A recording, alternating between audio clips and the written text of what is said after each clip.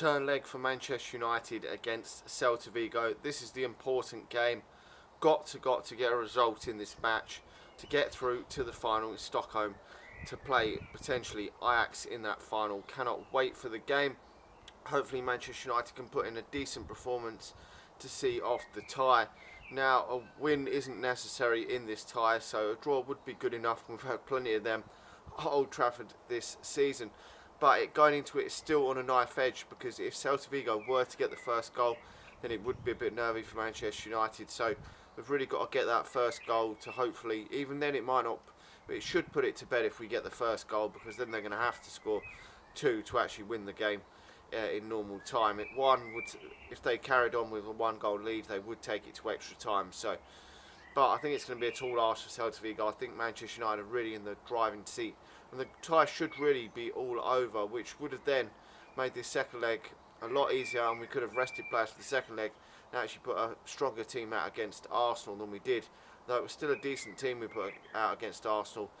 And I just don't think we're in the greatest of form at this moment in time, so it would be a big boost if we could get a few goals in this game.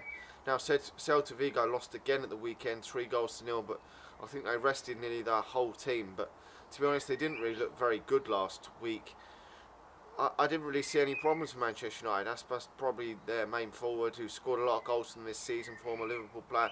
Didn't really threaten Manchester United. None of their other players really threatened at all throughout the game. Romero had one good save, and there was one header that was missed that should have been in the back of the net. But besides that, Manchester United should have won the game comfortably, about 3-0. But I'm expecting a strong lineup from Manchester United in this game. He probably will go for Romero in goal. Valencia will be back at right back. Then it will be Darmian probably at left back. Blind and Bailey will be the two centre halves. And then the midfield, probably Carrick will drop out, so it'll be Fellaini, Pogba and Herrera probably in the midfield. Something along those lines. Probably Jesse Lingard will come back in. It'll be Rashford and probably Mkhitaryan as well. Probably something along them lines anyway, of that sort of team. You're never quite sure of what the actual starting lineup is going to be, because he has changed it around quite a lot this season. At previous clubs like Chelsea and that, he didn't really change it around too much. So I think in his second season he's going to know more or less what team he wants. He's going to get rid of obviously players that he doesn't feel are good enough for him, not the type of players he's looking for. Hopefully we can comfortably get through.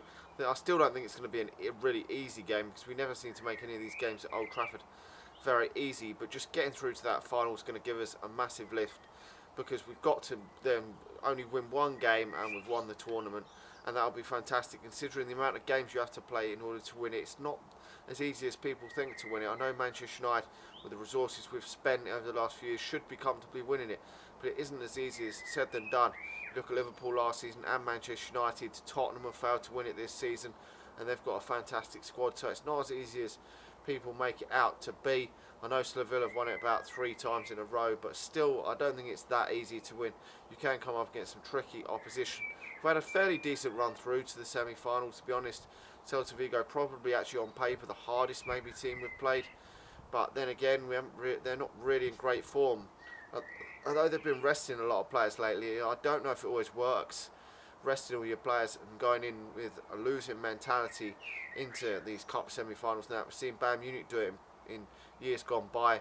Last season or the season before under Pep Guardiola, they went into Champions League semi-finals and they hadn't been winning because they've been resting players for the Champions League games, and I just don't know if it always works out. The players have had maybe occasionally too long breaks in between games, and they're not ready for the game. They're not match ready on that day, and it can be a bit of a problem. You know, you've got to get up for that game when you're sort of relaxing a bit in your league, and they really could have done with winning this as well, Celta Vigo, because I think they're 12th now in the league, so they're not going to qualify for Europe next season unless a miracle and they turn this tie around. Now, I think Manchester United will get through this tie. As I say, I just feel it's going to be a bit difficult. If we could get an early goal, maybe 2 early goals, and I think it would definitely put it to bed. And then we could start thinking of maybe resting a few players up for other games we've got, because we've still got some league games to play to see out the season. I'm hoping there'll be some changes in the league games as well, just then hopefully preparing for the final at the end of the season. We just want to get everyone as fit as possible and get our best, strongest lineup out for that final in Stockholm, should Manchester United get there. Go out there and win it for Zlatan and for Marcus Rojo, 2 players that are badly injured at this moment in time. and won't play any further part in this season. It'll be great to win it for Zlatan, and he will have hopefully a good send-off if Manchester United can win it in Sweden. It's a shame he won't be able to go up and get a medal in Sweden, which we would have liked to have seen, but it was a fantastic servant for Manchester United this season. So hopefully then we can see some youngsters given a chance as well over the next couple of weeks against the likes of Tottenham and Southampton and Crystal Palace. Maybe even in this game. I wouldn't expect the likes of 2-1 Zebi to start this game, obviously, but there could well be at least 2-1 Zebi could potentially be on the substitutes bench for this game and potentially come on in the second half if Manchester United are winning. I think it will give Jose Mourinho the confidence to use him again after his fantastic performance against Arsenal's Alexis Sanchez. I mean, he completely kept Alexis Sanchez quiet for pretty much that whole game. He didn't have a kick at all, Sanchez. Very, very quiet in that game. And Sanchez is one of the hardest players to play against in the Premier League. Absolutely fantastic player. And that must have been really a difficult game for 2-1 Zebi, and he played really, really well considering he was out of position as well. We've seen Phil Jones and Chris Smalling play in the right back position over the years, and sometimes they've been absolutely atrocious in that right back position because it's not their natural position. And he played for his first Premier League start. I thought he was absolutely fantastic. Hopefully he can continue that, given some more game time. I mean, he was a bit fortunate because had Ashley Young been fit, could well have played against Arsenal, and so if Fosu Mensah had played, he'd have probably been ahead of 2-1 Zebi as well. But that was the same thing that happened to Rashford last season. So injury can give players a chance in the team. You're looking in the U team.